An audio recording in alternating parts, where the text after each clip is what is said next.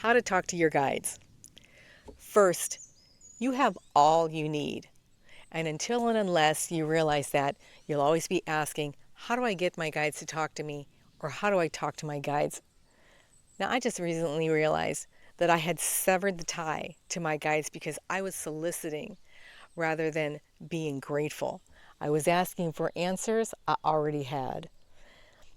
Need is greed, was the message I heard myself say to me. And that was when I realized I was already having a conversation with my guides.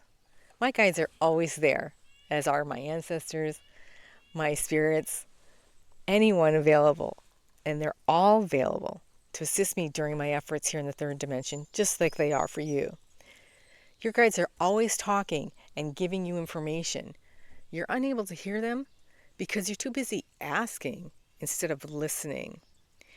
Listen, observe, and watch your behavior, your words, your environment, and yourself. You're looking for a tool you already own. When your intentions are to get rather than to listen and implement, you're in need rather than gratitude.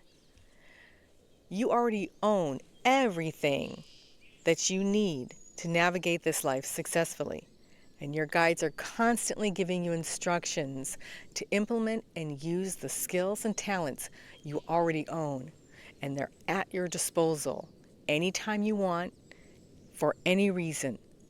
But when you ask your guides in a time of need, your intention is fear-based. So you're in a state of lack and you feel like you need more. And so you get more of that situation that you're in, which is a situation of need. And this is greed. So need is greed. So rather than asking your guides to talk to you, thank them for allowing you to implement and utilize your talents, your skill set, and your tools in situations that provide ample practice to hone and articulate everything at your disposal. Your guides aren't deaf. Subscribe to the newsletter and the channel. Hit the thank you thumb. Namaste.